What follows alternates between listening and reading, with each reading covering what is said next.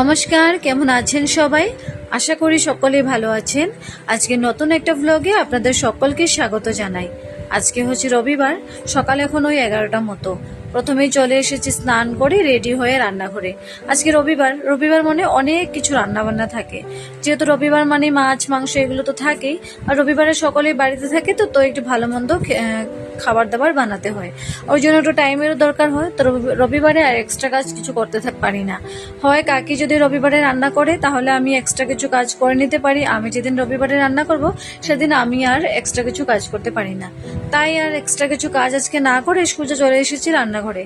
এই আলুগুলো ছোট ছোট করে টুকরো টুকরো করে কেটে নিয়েছি, খোসা ছাড়িয়ে। পেঁয়াজ, আদা, রসুন, তারপর টমেটো এগুলো সব কেটে কুটে নিয়েছি একটু পেস্ট করব বলে। আজকে বানাবো একটু চিকেন, একটু নয় অনেকগুলো, এখানে প্রায় 2 কেজি মতো চিকেন হবে, আনা হয়েছে। বাড়িতে অনেক লোকজন তো, তাই একটু তো বেশি চিকেন চাই।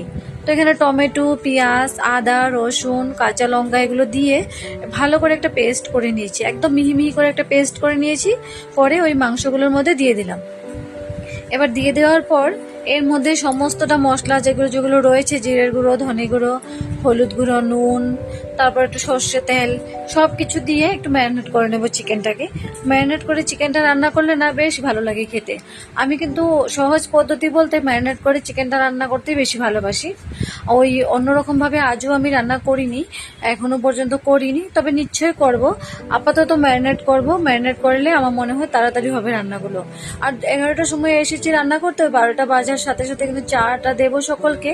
আবার 2টোর মধ্যে কিন্তু সমস্ত রান্না বান্না কিন্তু কমপ্লিট করতে হবে। 2টো বাজতে না বাজতে সবাই আবার খেতে চলে আসবে, তখন আর দেরি করা যাবে না। এটাই একটা সমস্যা জানেন। সকাল 9টা থেকে কাকি রান্না করতে আসে, ওই 11টার মধ্যে সকালে রান্নাটা কমপ্লিট করে নেয়। ও 11টা নয়, সরি, 9টার সময় রান্না করতে আসে, 10টার মধ্যে সকালে রান্না কমপ্লিট করে নেয়। 10টা বাজার সাথে সাথে সকলে কিন্তু খেতে চলে আসে, খাবার দাবার কমপ্লিট করে ওই 11টার মতো বেজে যায়। 11টার মতো বেজে যাওয়ার পর মাংস কেটে কুটে ধুয়ে রেখে বাসন বর্তন যেগুলো রয়েছে সমস্তটা ধুয়ে রেখে যেতে যেতে কিন্তু সেই নিজের রুমে গিয়ে একটু রুমটাকে যে গুছাবে সেগুলো করতে করতে ওই 12টার মতো বেজেই যায়।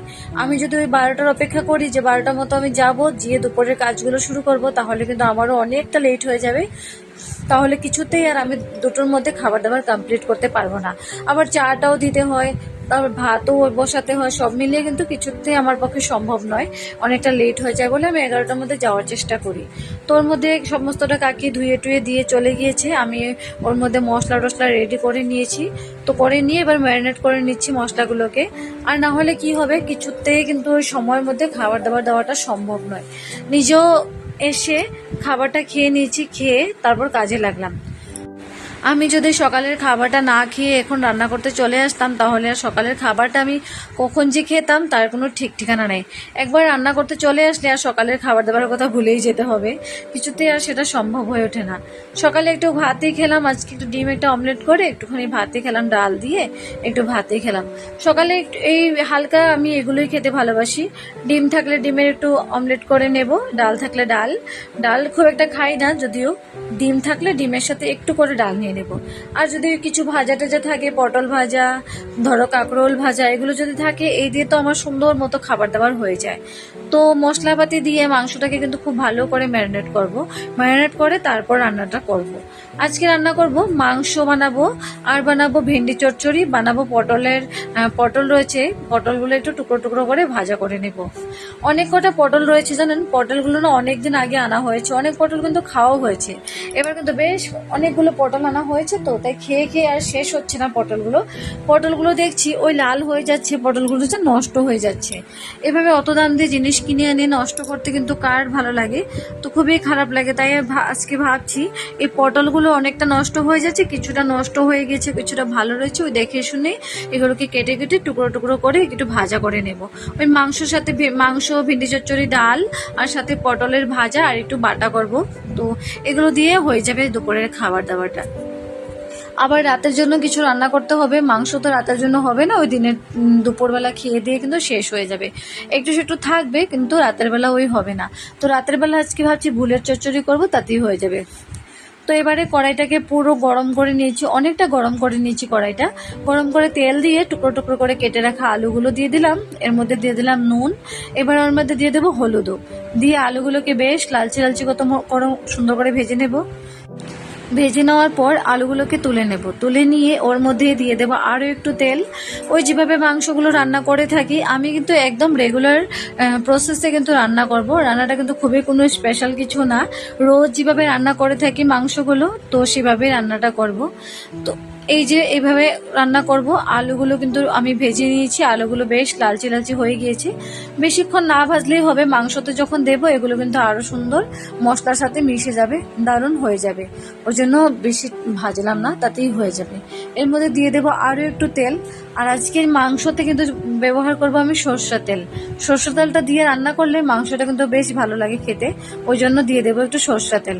এর মধ্যে দিয়ে দেবো গোটা গরম মশলা, দিয়ে দেবো একটু এলাচ, দিয়ে দেবো লবঙ্গ, দিয়ে দেবো দারচিনি, তার মধ্যে দিয়ে ভালো করে নাড়াচাড়া করে নেব। আর এই লবঙ্গগুলো বেশ ফুটছিল জানেন, দিয়ে আমি একটু সরে গিয়েছিলাম। তারপর দিয়ে দিলাম একটু গোটা জিরে, দেওয়ার পর বেশ একটু নাড়াচাড়া করব, করার পর মাংসগুলো কিন্তু ওর মধ্যে দিয়ে দেবো।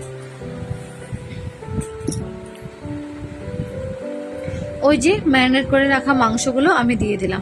প্রথমে একটু করে দিয়ে দেখলাম কি যেন তেলটা অনেকটা গরম হয়ে আছে, তো যদি ছেটে, তাই একটু করে দিয়ে দেখলাম। তারপর দেখছি না ছেটছে না, দিয়ে দিলাম সমস্তটা, দিয়ে এবার একটু নাড়াচাড়া করব। ওর মধ্যে তো লবণ টবণ আমি দিয়েই রেখে দিয়েছি, মাঝখানে আর দিতে হবে না। এগুলো সুন্দর করে একটা ঢাকা দিয়ে দেবো, বেশ খুব সুন্দর করে সেদ্ধ হয়ে যাবে, কোনো অসুবিধা হবে না। আর চিকেন তো, চিকেন কিন্তু সিদ্ধ হতে সেভাবে সময় কিন্তু লাগে না, খুব তাড়াতাড়ি কিন্তু চিকেন রান্না হয়ে যায়, ওই জন্য দিয়ে দিলাম। তো দিয়ে একটু নাড়াচাড়া করবো। নাড়াচাড়া করার কাঁচা পেঁয়াজগুলো কেটে কেটে রেখেছিলাম টুকরো টুকরো করে, কিছুটা পেঁয়াজ পেস্ট করেছিলাম আর কিছুটা রেখে দিয়েছিলাম যে টুকরো টুকরো করে দিয়ে দেবো। ওই পেস্ট করে রাখাগুলো দিয়ে ম্যারিনেট করে নিয়েছিলাম, আর কুচি কুচি করে যেগুলো কেটে রেখেছি এগুলো কিন্তু উপর দিয়ে দিয়ে দিলাম। এবার মাংসগুলোকে সুন্দর করে নাড়াচাড়া করার পর বেশ ঢাকা দিয়ে দেবো একটা, ওই 10-15 মিনিট ঢাকা দিয়ে দেবো, খুব সুন্দর সেদ্ধ হয়ে যাবে। তারপরে একটু কষাবো, কষিয়ে ঝোল দেবো, বেশ খুব সুন্দর করে মাংসটা রান্না হয়ে যাবে। আর আজকে না রান্না বান্না করে বিকেলের দিক দিয়ে একটু ফাঁকা থাকবো, তো আজকে ভাবছি বিয়েতে অনেক গিফট পেয়েছি, তো অনেক গিফট, সেগুলো তোমাদের সাথে শেয়ার করা হয়নি। আজকে ভাবছি বরকে বলেই রেখেছিলাম আজ কিন্তু বিকেলে আমরা একটু গিফটগুলো খুলবো। অনেকদিন হয়েছে গিফটগুলো, বিয়ের প্রায় 1.5 বছর হলো, এখনো পর্যন্ত কিন্তু সমস্ত গিফট কিন্তু আমরা খুলে দেখিনি। এখনো জানি না যে কি কি গিফট রয়েছে, তো সেগুলো দেখবো, দেখে দেখে বুঝবো যেগুলো গিফট রয়েছে সেগুলো আমাদের কেনারও দরকার পড়বে না। আর এমন হয় যে দেখি না, গিফটগুলো দেখাও হচ্ছে না, এই জিনিসটা দরকার পড়ছে সেগুলো কিনে নিয়ে আসছি, তাহলে তো ডবল ডবল হয়ে যাচ্ছে। তো একবার দেখে নেবো যে গিফটের মধ্যে কি কি রয়েছে, দেখা হয়ে গেলে জানা থাকবে এই জিনিসটা আছে, এই জিনিসটা এক্সট্রা করে আর কিনবো না। ওকে বলেছি বিকেলে কিন্তু আমার জন্য একটু সময় বের করবে, আজকে কিন্তু গিফটগুলো খুলবো। এতগুলো গিফট একা আমার পক্ষে খোলা সম্ভব হয়ে উঠবে না, সমস্ত গিফটগুলো আজকে দেখবো, দেখে দেখে রেখে দেবো। সমস্তটা তো আর আপনাদের সাথে শেয়ার করে উঠতে পারবো না, তবে কিছুটা শেয়ার করব, আর কিছুটা থাকবে পরে কোনো এক সময় তোমাদের সাথে শেয়ার করবো। ওদিকে 10-15 মিনিট ঢাকা দেওয়ার পর আমি সুন্দর করে ঢাকনাটা তুলে দেখলাম একটু লালচি লালচি হয়ে এসেছে। সুন্দর একটা লালচি লালচি হয়ে আসার পর দিয়ে দিলাম একটু জল দিয়ে, আবারও একটা ঢাকা দিয়ে দেওয়ার পর আবার ঢাকনা তুলে দেখলাম প্রায় মাংসটা সুন্দর কষিয়ে আসছে, কিন্তু বেশ তেলটাও কিন্তু ছেড়ে দিয়েছে, আর বহুত সুন্দর করে কিন্তু খুব সুন্দর করে মাংসটা কষে এসেছে। এবার দিয়ে দেবো এর মধ্যে জল, আর মাংসটা একটু গ্রেভি গ্রেভি করে রাখবো ইচ্ছে আছে, তাই খুব বেশি জল দেব না। তো দিয়ে দেবো এর মধ্যে একটু জল,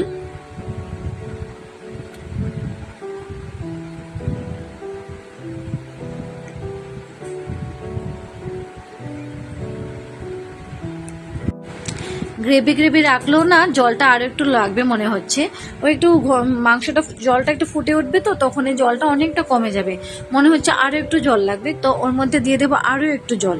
এবার বেশ অনেকক্ষণ ঢাকা দিয়ে রাখবো, রাখার পর ঢাকনাটা তুলে দেখা যাচ্ছে যে টকবুক টকবুক করে ফুটে আসছে খুব সুন্দর করে। এবার দিয়ে দেবো গুঁড়ো গরম মশলা, এগুলো দিয়ে দেবো। তার পাশে ছোট্ট একটা কড়াই বসিয়ে ওখানে আমি পটলগুলো ভাজা করে নিচ্ছি, না হলে একটা গ্যাসের মধ্যে রান্না করতে করতে আমার অনেকক্ষণ সময় লেগে যাবে। তো তার জন্য ওই ছোট্ট গ্যাসটাতে ছোট্ট একটা কড়াই বসিয়ে সেখানটাতে আমি রান্না করে নিচ্ছি পটলের ভাজাটা। ওই যে দিয়ে দিলাম গরম মশলা, এবার খানিকক্ষণ ফোটাবো, ফুটিয়ে তারপর নামিয়ে নেব মাংসগুলো। তারপরেই বসিয়ে দেবো ভেন্ডিগুলো কিন্তু ধুয়ে টুকরো টুকরো করে আমি কেটে কুটে রেখে দিয়েছি। এবার শুধু বানানোর পালা। মাংসটা হয়ে আসলেই ভেন্ডিটা বসিয়ে দেবো। বেশ, মাংসটা কিন্তু বানিয়ে নিয়েছি। বানিয়ে নিয়ে একটা গামলার মধ্যে মাংসগুলো ঢেলে চারপাশটা সুন্দর করে মুছে এবার এটাকে তুলে রেখে দেবো। খাবার খাওয়াটা সব থেকে বড় নয়, খাবারের পরিবেশনটা একটু ভালো হওয়া দরকার। খাবার খাওয়াটা যেরকম সুন্দরতা দরকার, খাবারের পরিবেশনটাও ভালো হওয়া দরকার। ওই জন্য বেশ চারপাশটা লেগেছিল, এগুলো সুন্দর করে মুছে টুছে ঢাকা দিয়ে রেখে দিলাম। ঢাকা দিয়ে রেখে দেওয়ার পর বসিয়ে দিলাম আরও একটা কড়াই, ওর মধ্যে দিয়ে দিলাম তেল। এবার তেলটা যখন গরম হয়ে আসবে দিয়ে দেবো ভেন্ডিগুলো। ওই কালো জিরে ফোড়নে দিয়ে দেবো। দিয়ে দেওয়ার পর ভেন্ডিগুলো দিয়ে দেবো। ভেবেছিলাম এর মধ্যে কালো জিরে ফোড়নে দেবো, তারপর বর বললো যে কালো জিরে ফোড়ন দিতে হবে না, একটু গোটা জিরে ফোড়নে দিয়ে দেবো। কালো জিরে ফোড়ন না দিয়ে দিলাম গোটা জিরে ফোড়নে দেওয়ার পর দিয়ে দিলাম ভেন্ডিগুলো।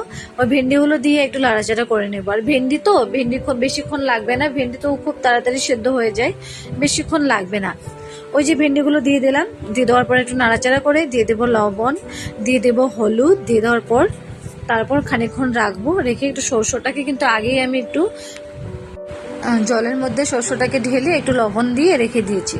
যেহেতু শস্য দিয়ে আজকে ভেন্ডি চচ্চড়িটা করব, আর প্যাকেটের যে শস্যগুলো এগুলো কিন্তু খুব তেতো হয়, ওই জন্য এগুলো সাথে সাথে এগুলো ঢালা যায় না, খুব তেতো হয়। তো ওই জন্য একটু বাটিতে শস্য পাউডার যেটা ওটা ঢেলে একটু জল দিয়ে একটু লবণ দিয়ে খানিকক্ষণ রাখতে হবে। তাহলে কি হবে, ওই তেতো ভাবটা কেটে যাবে, তো তরকারিতে দিলে তখন খেতে ভালো হয়। আর না হলে কি হবে, তেতো ভাবটা তো থেকে যায়, খাবারটা পুরোপুরি নষ্ট হয়ে যায়, খাওয়ার কোনো টেস্টই থাকে না। ওই জন্য তো এখানে দিয়ে দিলাম হলুদ গুঁড়ো। দিয়ে দেওয়ার পর খানিকক্ষণ নাড়াচাড়া করলাম, নাড়াচাড়া করে এবার শস্যটা দিয়ে দেবো ওর মধ্যে।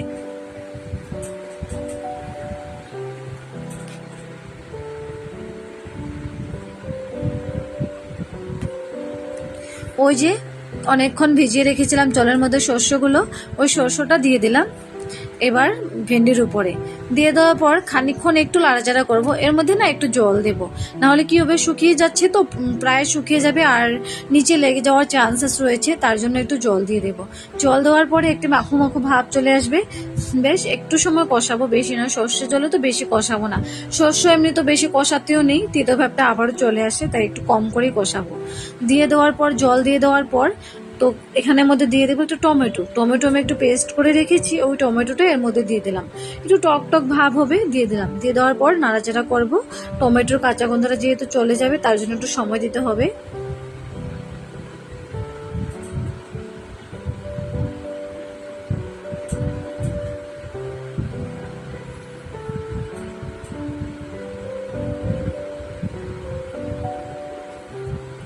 ওই যে খানিকক্ষণ নাড়াচাড়া করলাম, নাড়াচাড়া করে যখন এই জলটা টেনে আসলো, একটু ভাজা মতো করে চলে আসলো, দিয়ে দেবো একটু একটু হালকা হালকা ঝোল দিয়ে ফুটিয়ে নামিয়ে নেব।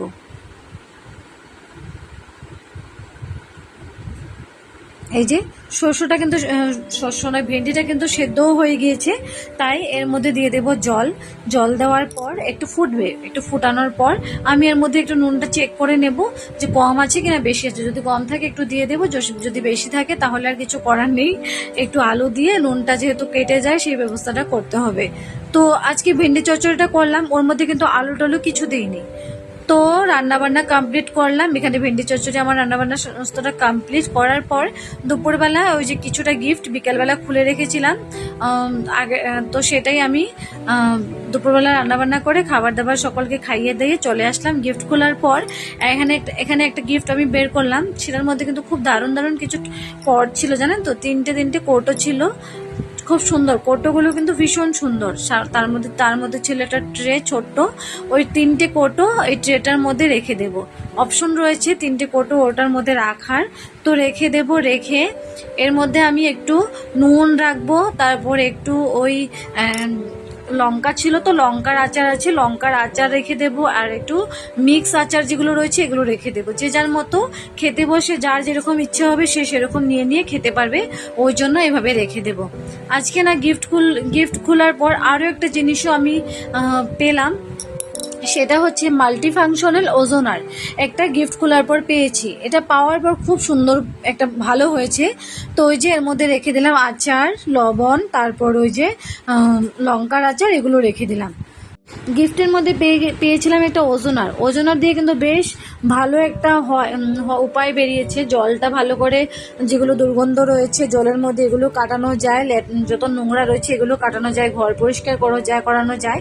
তো ওজোনাটার পাওয়ার সাথে সাথে রাতের বেলা আমি ওজোনাটা ইউজ করছি। এই যে এখানে 100 লিটার জল, এটা আমি পরিষ্কার করার জন্য দিয়ে রেখে দিয়েছিলাম। তাহলে চলুন, আজকের ভিডিও এখানেই সমাপ্ত। দেখা হচ্ছে আরও একটা ভ্লগে। খুব তাড়াতাড়ি নিয়ে আসবো খুব সুন্দর সুন্দর আরও একটা ভ্লগ।